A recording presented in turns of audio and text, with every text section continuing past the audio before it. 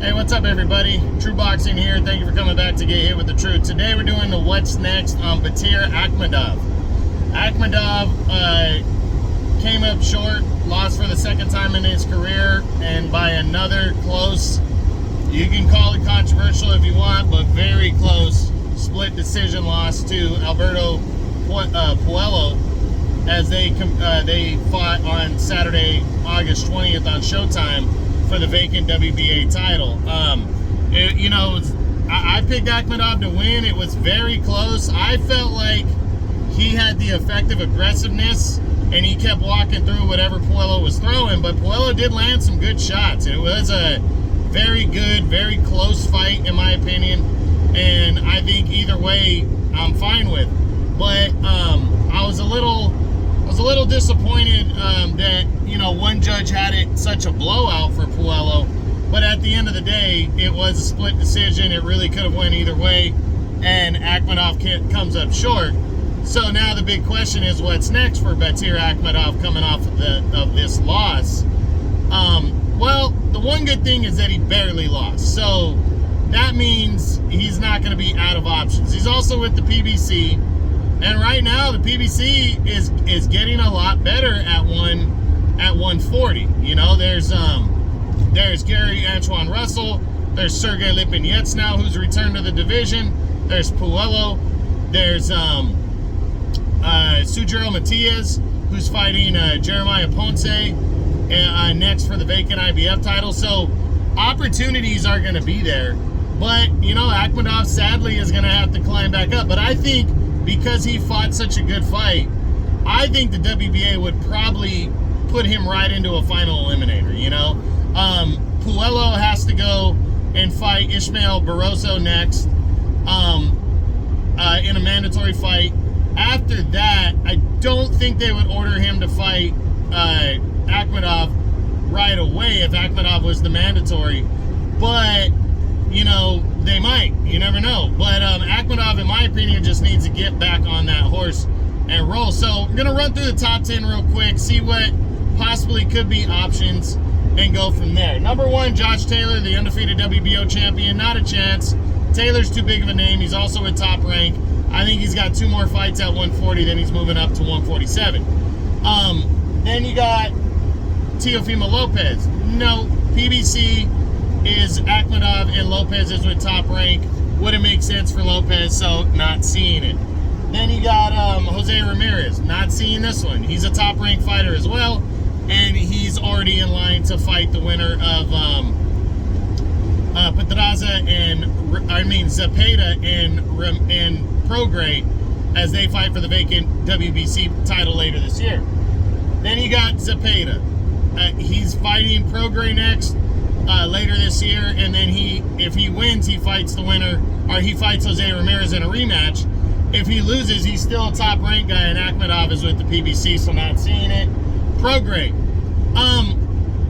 If Prograis were to lose to Zepeda, maybe a fight with Ahkmedov makes sense. But I think if Prograis loses again at 140, we're likely going to see him move up to 147. So that's what I believe in. Now, if he beats Zepeda and becomes a WBA champion, he has to fight Jose Ramirez. So I'm not seeing it either way. Wouldn't completely rule it out if he loses, that he could fight a guy like Ahkmedov, but I don't think it's going to go down.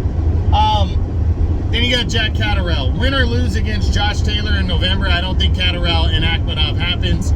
I think if Catterall loses, Ahkmedov, well, one, he's with the PBC is Ahkmedov, and Catterall's with the Zone and Matchroom. That is a big obstacle in itself, but why take the risk against a guy as dangerous as Ahkmedov when you're coming off of a loss? Then you have Gary Antoine Russell.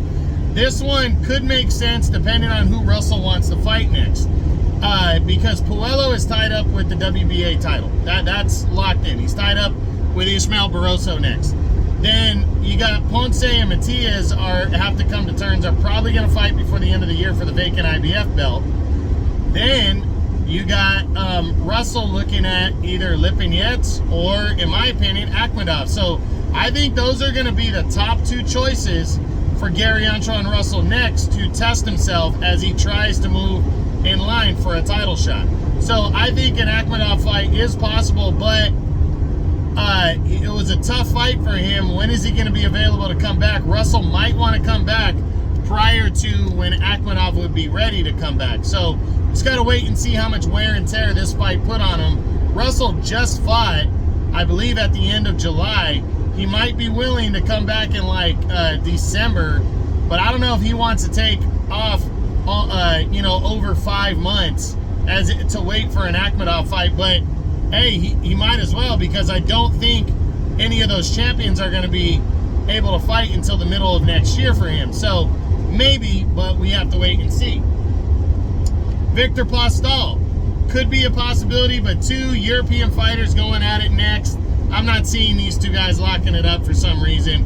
You never know, though, because Postol did fight with the PBC in his last fight against Gary-Antoine Russell. Then you got Comey and Pedraza, both top-ranked guys.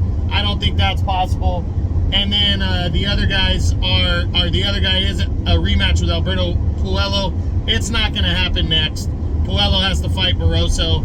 So right now, Ahkmedov is kind of on the outside looking in.